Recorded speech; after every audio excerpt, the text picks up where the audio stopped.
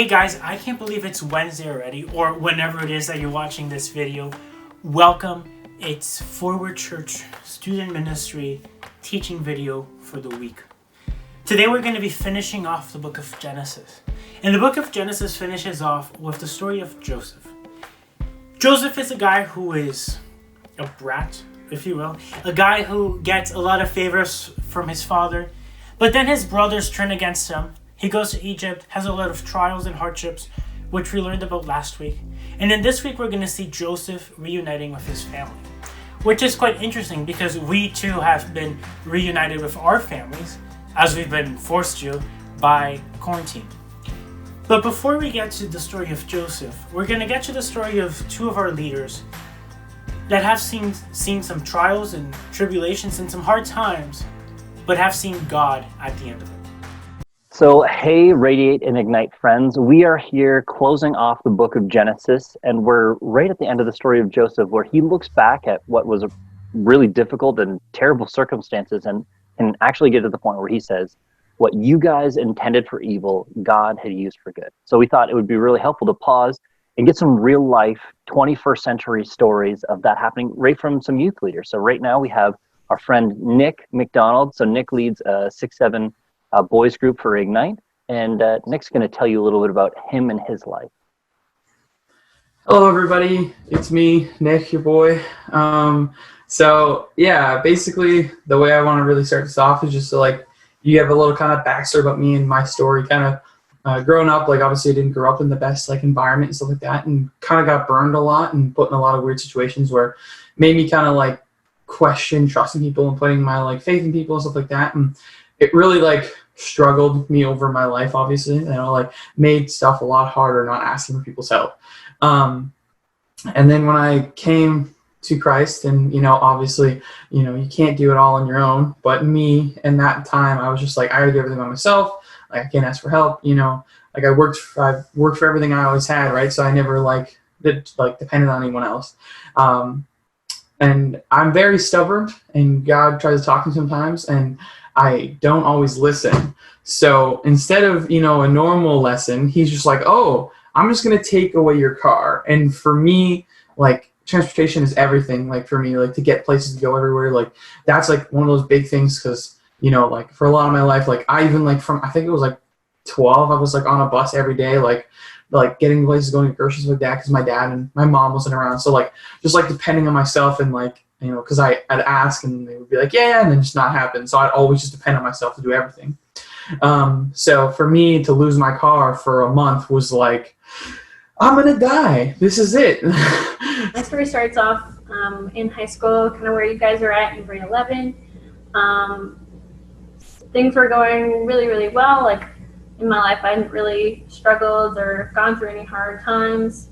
Lots of good stuff was actually happening at the time. I got baptized for the first time. I got to go to snow camp for the first time, which was awesome. While I was at snow camp, I had a boy tell me that he liked me, and then we were kind of together after that, which was super cool. I'm a big camp person, and any camp people know that the best thing you want to do when you grow up is be part of LAT. So I applied to the LAT program at my summer camp. I got accepted and super excited for that. And I tried out for my school soccer team and made it on there, and things were going really, really great. And then one day things started going not so great. During the soccer practice one day, I think it was the beginning of the season, we were doing a game versus boys versus girls. I was in the goalie and went to go save a goal, heard my knee pop, and I went down. And actually, a year and a half ago, I injured my other knee, and now I injured this knee. And as soon as it happened, I knew I had torn something like I did before. I was really bummed out, and sure enough, I tore my ACL and needed to get surgery. So couldn't play soccer anymore because I needed to get surgery at the end of June. Couldn't go to camp anymore. So then I went to get surgery, and the day I came home from surgery, I was messaging this guy that I had had been kind of in a relationship with, and he tells me he doesn't want to be in a relationship with me anymore. And yeah, so that just all kind of really, really sucked at the time. And I went through a lot of emotional pain and physical pain. And it was a really, really dark. A couple of my friends who were more recent friends, one of them not so much, but Eric, you might know Eric, he has long hair. Looks like he probably skateboards, he does. And Max, he's another roommate here in the Lighthouse, so they're both now our roommates. In that month time, it was crazy. It was like I didn't even have to ask. They were just like, oh, we'll give you a ride. Like, we'll help you get here, get there. And if they said they were going to be somewhere, they were there. And it really, like, kind of gave me that moment of realization, like, okay, like, I can depend on people. Like, these people I can depend on. And that's kind of where doors started opening in my brain. Just like, let these people in.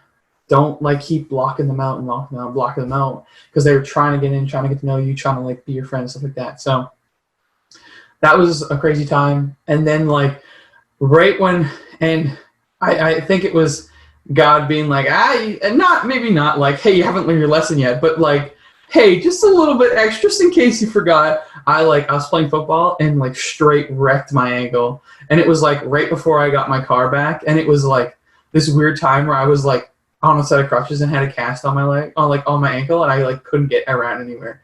And it was crazy because that day that it happened, Eric and Max were both with me. It was the turkey bowl at the church. I like caught a divot with my cleat and just messed my ankle up. I like tore 3 tendons in my foot. It was a bad time. But it was on Thanksgiving, and Max and Eric both came and sat with me at the hospital on Thanksgiving for, I think it was 7.5 hours. And they both like missed their like turkey dinners, and like I was just like, oh, wow, okay, these guys are just like, and I was like, you guys can go home, like, leave me here, I will figure it out, like, it's totally fine. They were just like, nah, dog, we're gonna hang out, and we're gonna make sure you, like, get home safe, and, like, everything is cool. And, like, again, just, like, saying that, like, I can't tell you the amount of times, like, even my own parents, I would, like, do something dumb and have to go to the hospital, like, figure it out, and I was like, all right. I really needed to see God in those moments, and just kind of had these feelings of hopelessness, like didn't really know like how I was going to get through all of it, but I knew that I had this relationship with God, and that I could find comfort in Him. So I just didn't really kind of know how to do that, but still tried to lean into God. And so I started praying more. I tried reading my Bible and looking for passages that would just comfort me in those moments. And then eventually things started getting better as I kind of committed to this kind of newfound relationship I had with God. I started seeing the blessings that He would give me because of my faithfulness. Like, I slowly started to feel better. I made lots of new friends in school. I discovered my love for worship, and when I joined the worship team for the first time in youth group, and like my grades in school were like so much better than they'd ever been, which was kind of weird. You think that like you don't have time to spend time with God because you're focusing on school, but actually the opposite happened, where like the more time I spent with God, like the better my grades were, which was kind of really cool. And I got like the highest mark in one class and got to win an award at my graduation. And then the following summer, I got the opportunity to be a part of to do the LIT program in my summer camp.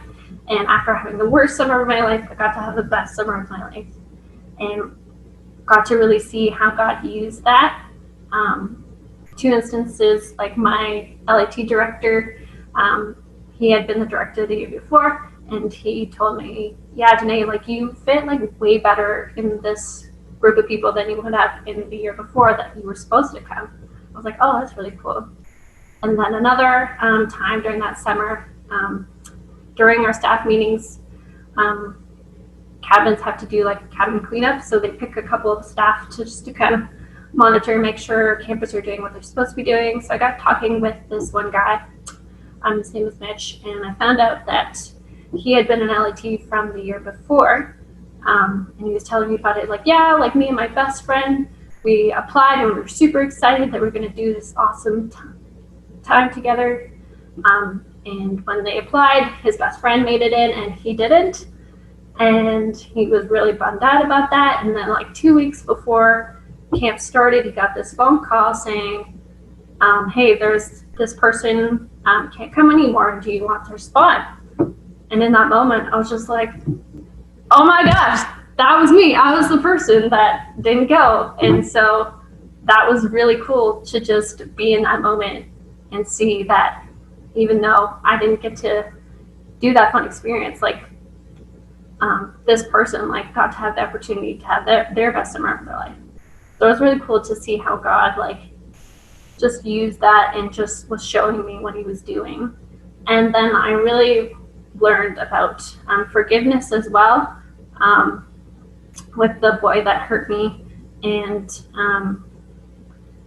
just really felt like God asking me to like pray for this person, even though they really hurt me. So I continued to do that. Didn't really hear from him for a long time. And then like years later, he messages me out of the blue, and says like, hey, like I've been thinking about you lately, like, and how I hurt you like all those years ago. And I just want to say I'm sorry and I apologize for what I did to you.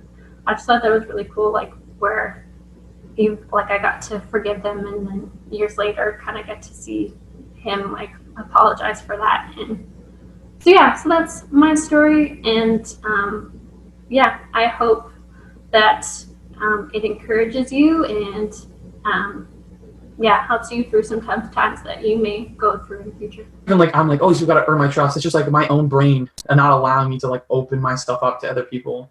And that's like now I can look back and being like, okay, that was like the devil like trying to like stop me from like my full potential, right? And like be able to ask for help and be able to like do projects with other people, because like at the end of the day you can't do everything by yourself. You do need other people. So yeah, I don't know, like that's my story. Oh, that's great. And you know, Nick, you and I have been friends for the past few years here, and it's been really cool to see God use some of those really difficult situations that you would never sign up for, but to shape you and to, you know, your leading ministry and student stuff, your lighthouse member, and I think God used some of those really challenging situations to get you where you are today. And it's cool that, you know, we don't always get to see, you know, oh, this is why that happened. But when we get to see it, it's really cool to see God at work. Yeah.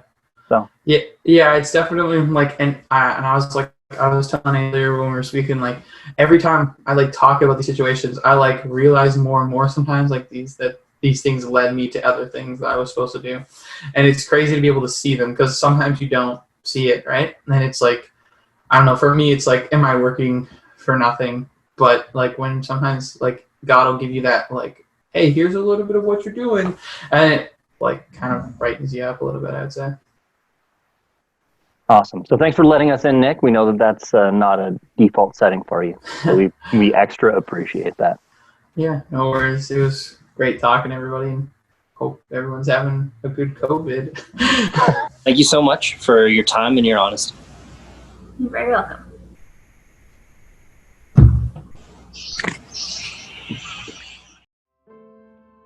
Isn't it great that we get to see God at work? Even when we think that nothing around us is working, or that we are in the middle of an ocean, or it is just horrible, we see God at work. Even when we think that we're going to drown, we know that we worship and love and serve a God that is faithful and fair and that loves us. So today we're going to listen to Andrew talk and teach us as we finish and wrap up the book of Genesis. We're going to talk about family reunions, and we're going to talk about how is it that God uses what was meant for evil for good. So let's join Andrew and grab your Bibles and turn to Genesis. Hope we have a great time together. Hey friends, welcome back. We are going to work through our Gospel Project series here, and we're going to continue on in the story of Joseph. We're going to wrap up that story, and we're going to wrap up the entire book of Genesis today. Now, as you remember, that Joseph's been going through some tough times, and I know many of us have as well. So I wanted to start by asking you, have you ever had a time in your life that was maybe difficult or challenging or even painful. But when you got to the other side of it, you were able to look back and see that God had done something amazing through that. As we come to the conclusion of our story today, man, that's what we are going to see, that God is in control and he overrides evil and pain and suffering with his good because he has his hands on the situation the whole time, even when it feels like he doesn't.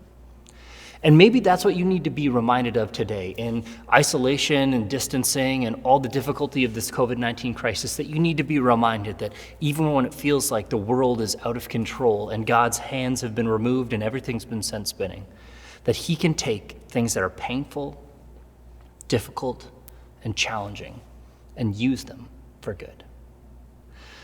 So as we look back on the story, reminder of our friend Joseph, he was betrayed by his brother. That was the last time we chatted.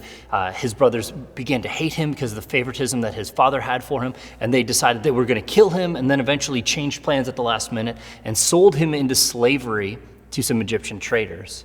And then Brittany walked you guys through the story of his Egyptian experience to this point where it was super up and down, that he would be granted favor and God would use him to interpret dreams, and then all of a sudden he's back in prison and people are lying about him and forgetting him, and it just was a very up and down experience. But he eventually ascends to this place of power, where he ends up the second most powerful person in the entire country of Egypt, because he saw ahead, because of God's providence, this famine that was coming, and he's now in charge of all this grain that nobody else around is able to eat, but he's got all of this food and he's able to dole that out, and he's worked favorably for his king, and his king's really happy with him, and he's put the country of Egypt in a really good financial spot as well. So as we come to this moment in chapter 42, we actually flip back to Joseph's family. And Jacob, his father, says, "What are you guys doing standing around here? We've got nothing to eat, and there's some grain in Egypt. Go and get it." And then Joseph sees his brothers who have betrayed him, who talked about killing him, who lied to their father about him and put him into slavery. And all the pain that he has gone through, really the first domino to fall was their mistreatment of their brother. And he watches them approach. They come and they're asking for grain. And it says in chapter 42 that he remembered the dream that he had for them. And just to flip you guys back to that story, the first dream that Joseph has that really begins to upset his brothers is that there's these sheaths of grain. And all of their sheaths of grain fall and bow before his. This is the moment that God looked ahead and said, "You're going to go through all this stuff, but I am in control the whole time." Think about how lucid that moment would have been for Joseph, that he would have understood in that moment that God, from the time I was 17 years old, God understood and looked ahead and had his hands on the situation. All the garbage that I went through, he brought us to this moment to protect my family, to take care of me, to provide for us. That his brothers have come and now they're getting what God has planned in advance for them. Actually, later on in the story, Joseph himself, out of his own mouth, he'll say, "You guys intended this for evil, but God has used it for good." So friends, if you're in a situation where you're feeling like life has been unfair to you, and there's been painful thing and up and down and complicated, confusing, difficult situations, be reminded of this, that God can override evil with good, even when you are being mistreated, when it's unfair and painful and difficult and not the way it's supposed to be. God is still in control, and he can take that and use it for good. Now, this beautiful reminder, you'd think that would open up Joseph's heart, and he would be like, "Brothers, you're here. Look at what God has done. He's protected you. He's provided even what you meant for evil. He sent me ahead, and he's using it for good." And he will eventually get there, but at first, that's not what happens. He actually begins to accuse them. Like right after he recognizes the dream, it says that he accuses them of being spies. It says, "You guys are here to spy out the land. You guys are from over there. You're coming over here to Egypt to see what we've got so you can attack us and take what we have." And they're, no, we are honest men. And they begin to have to tell their life story. And they begin to tell the story only in parts. And then Joseph has this whole series of tricks and even some lies, and it seems like he's almost sort of twisting the screws and trying to hit them where it hurts the most. He eventually does keep one brother captive and send the rest back and says, "You need to bring me your little brother," because he knows his father does not want Benjamin to leave home.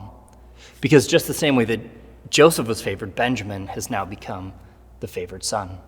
And he knows that it would break Jacob's heart to lose him, and that his father would never let that happen. So he wants to get all of his family together, but he seems to be doing some trickery to get that done. So he sends them back with their bushels of grain full, and then he puts their money back in. And you see this complexity where he's kind and keeps giving wonderful gestures to his brother. And it actually says in the story that multiple times he needs to leave the room and cry because he's just so overwhelmed at the emotion here. And think about the complexity, knowing that all the pain that you've been through, all these torturous experiences, the years in jail, the lies, all that pain started with them, but you love them. You're so excited that they're there, and all the ups and downs of your heart, and he just gets so overwhelmed that he needs to walk away and cry. But it seems like he's forgiven them and he's kind to them, but he doesn't seem to trust them yet. And we should pause right there and just say there is a very big difference between trusting someone and forgiving them.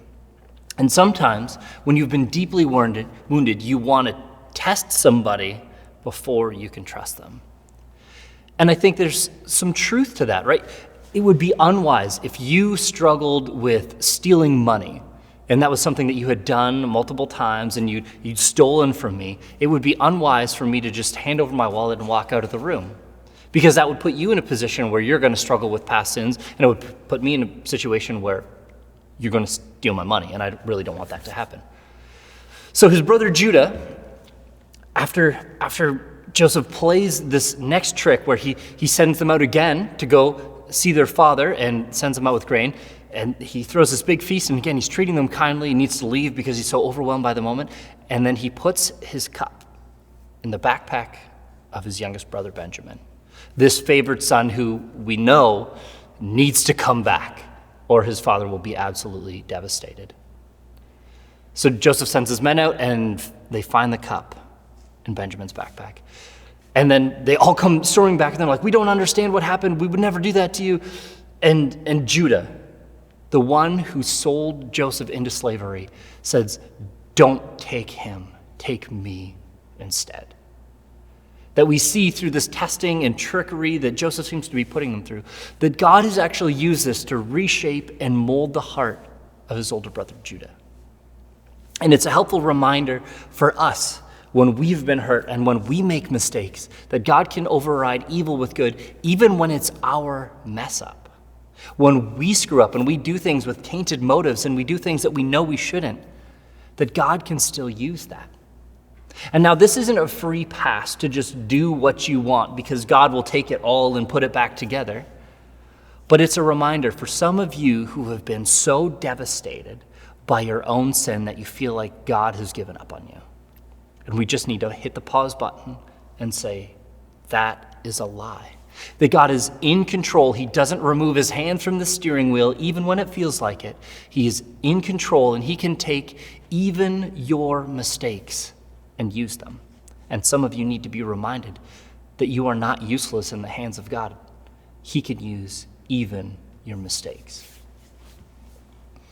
Now, after this, after Judah announces that, take me, not him, that's when we get to this, God has, what you have meant for evil, God has used for good. And there's this revelation that Joseph is their brother again, and they're coming back together. And then there's a few more chapters here of sort of the end of the family moving back to moving to Egypt and being welcomed into that society, and Jacob and Pharaoh getting along, and just this beautiful picture of reconciliation and the families coming back together, that what Joseph had established in Egypt and his family of his fathers are coming together, and it's beautiful. But then we get to chapter 50. And Jacob has passed away. And actually, both Egypt and Israel mourn together the loss of the patriarch. And we get to this interesting verse where the brothers come to Joseph and say, Joseph could be really upset right now because now that our father's dead, he could be mad at us and take it out on us. I don't know about you, but there may be some times in your story where you're a little bit nicer to your siblings because your parents are in the room, right? That you're going to behave a little bit differently when mom and dad are around, but as soon as they leave, you know that you're going to just punch your little brother or noogie your little sister when mom and dad are out of eyesight and they can't hear you anymore. So that's what his brothers are worried about. Like, man, Joseph has all the power here, that he's in charge, and if we don't get this thing squared away, it's not going to be good.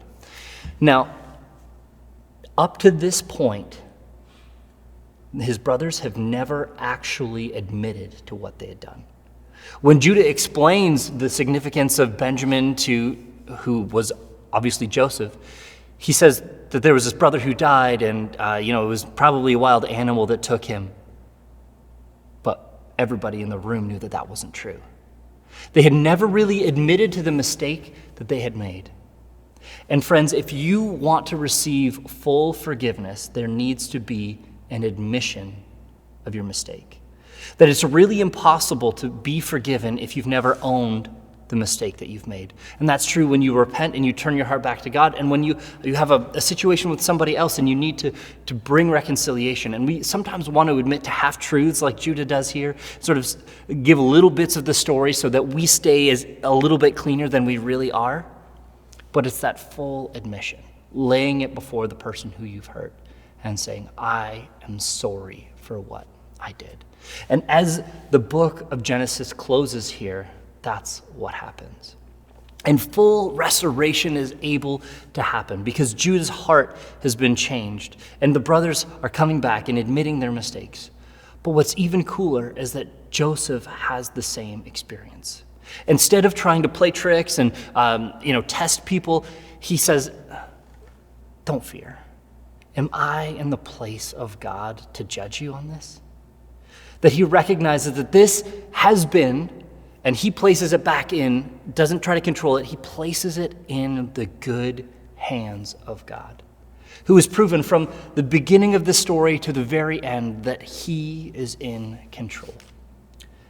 And I think some of you need to be reminded of that this morning, that your mistakes don't disqualify you, that you are not useless to God because of the mess-ups and mistakes that you have made. And you need to know that even the painful, difficult experiences that you walk through, God can use those as well. And if we don't understand that God can take that good and that he, with his sovereign hand, will control it, we're going to try to hold other people accountable. We're going to test and push and try to figure out if they have changed, when it's not whether or not they have changed that allows us to forgive. It's the fact that God is unchanging, that he is sovereign and in control, and that he loves you, and that he forgives you. So friends, it's my heart and hope that today you would be reminded of the incredible character of God, that he is in control from beginning to end. And despite the circumstances that you find yourself in, whether it's pain inflicted on you from the outside or pain from the inside from the mistakes that you've made, that God is in control and that he can use you, he can change people, and that it's his sovereign plan that is unstoppable and good. We'll see you next week. Thank you, Andrew, for that, for the reminder that we have, and for the lessons that we can learn from the story of Joseph and his family. So we're finished with the book of Genesis. We went from Adam all the way to Joseph. So not next week, but the week after is our start in the book of Exodus, and we get to meet a guy named Moses. You might be wondering, what are we doing next week if we're not talking about Moses next week? Well, for that, you're going to have to talk about it in the live chat comment section or bug your D group leader about it, because I think you're going to want to know a little bit more about it. So don't forget that you have to like this video and subscribe to the channel so that you can get all of the awesome updates that we put on our YouTube channel. Don't forget also that we have devotionals going every Tuesday and Thursday. So go to the Radiate Instagram page and learn from either Britt, Andrew, or Junior, or a mixture of any of those three, more about the Bible and more about how is it that we live a life of faith in the midst of chaos. So join us on Instagram, go to our Facebook page, Don't forget about our Gospel Project Devos that are a 5-day Devo program for you to continuing to learn a little bit more about how God works in our lives through the story of Joseph and whatever the subject is for that week. So we hope that you have a great week. Like the video, subscribe to the channel. God bless.